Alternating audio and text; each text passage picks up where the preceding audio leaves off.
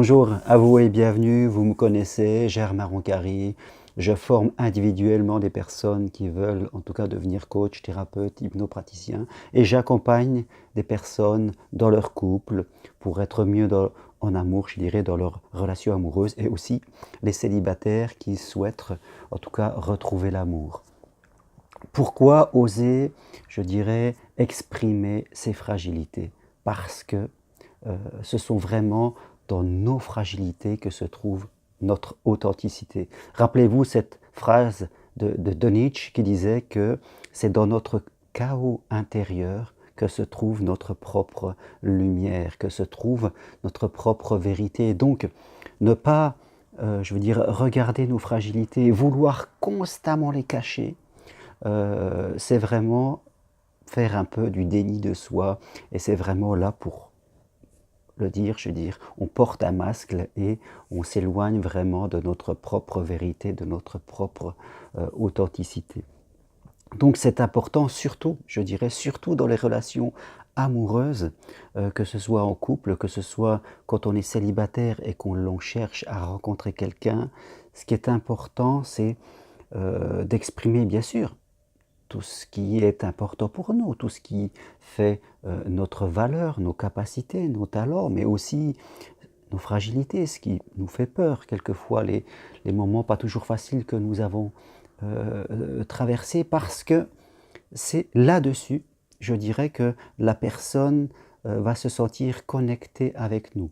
Nous sommes plus connectés avec l'autre en partageant nos fragilités qu'en partageant nos points forts, ce qu'on a réussi. Souvent, quand on entend les personnes discuter, elles sont beaucoup dans le faire, en tout cas, elles expriment ce qu'elles font. Moi, j'ai fait ci, je suis allé là, j'ai fait tel voyage, je fais tel sport, je pratique telle activité. Donc, c'est comme si on annonçait un genre de catalogue et que quelque part, on ne parle pas vraiment de soi.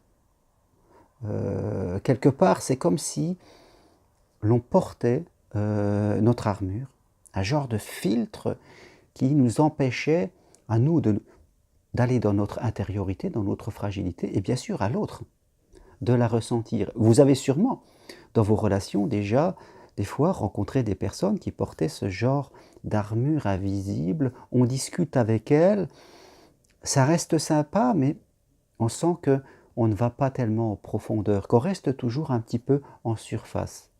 Et au bout d'un moment, cela nous ennuie, on se sent moins connecté, moins synchronisé et fin de compte, on passe à côté, on va vers quelqu'un d'autre.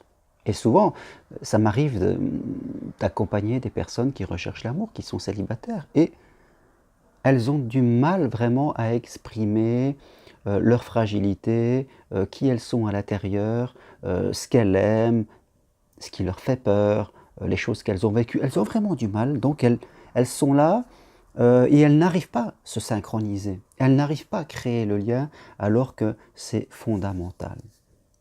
Donc, c'est quelques mots pour partager aujourd'hui avec vous, pour vous dire vraiment d'apprendre à vous dévoiler. Alors, on ne va pas se dévoiler à tout bout de champ, je dirais, à notre travail, avec des gens qu'on ne connaît pas vraiment.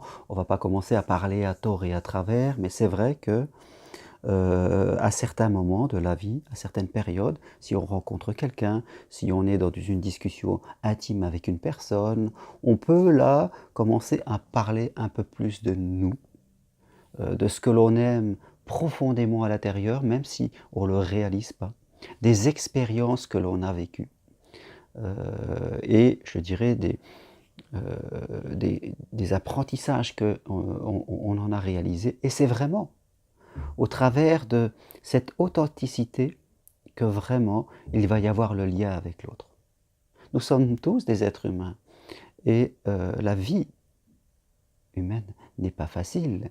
Vous voyez, peut-être vous regardez quelquefois des thérapeutes, des coachs qu'on voit un peu partout sur le net, et tous des gens qui vous disent tu peux exploser tes peurs, tu peux te connecter complètement à tes capacités, tu peux réussir, tu peux... Toutes ces phrases qui quelquefois, à force de les entendre, nous font plus rien. Parce qu'elles sont rabâchées, parce que on ne se sent pas connecté avec ces mots. Et quelquefois, quand on parle de la peur d'aimer, quand on parle de la peur d'être rejeté, de la peur d'être jugé par les autres, de se retrouver seul, toutes ces choses, toutes ces souffrances humaines que nous partageons tous, là, quelquefois ça nous intéresse, parce que ça nous relie en tant qu'être humain. Alors vraiment, c'est un petit apprentissage.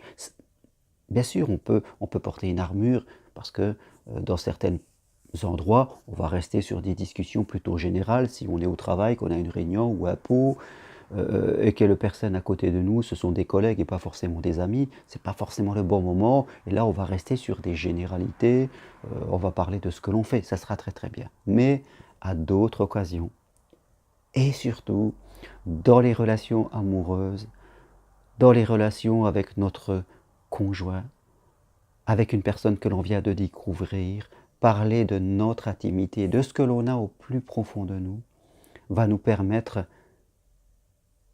de nous connecter. Si l'autre nous parle ainsi, il va nous intéresser. On va se sentir relié. Et c'est de là vraiment que peut naître l'amour et une relation qui va durer. C'est de là que peut naître l'amitié et quelque chose qui va perdurer parce que on va se sentir compris, on va se sentir écouté. Donc, osez, vraiment osez parler de vous, de ce que vous aimez, de vos talents et capacités, mais aussi de vos fragilités, de votre intimité. Et vous verrez que vraiment, vous allez être de mieux en mieux et les gens vont vraiment se connecter à vous. Voilà, si vous voulez plus d'informations sur ce que je propose, venez sur mon site germainroncari.com, formation, accompagnement en amour. Je me ferai un plaisir d'être avec vous. Merci et au revoir.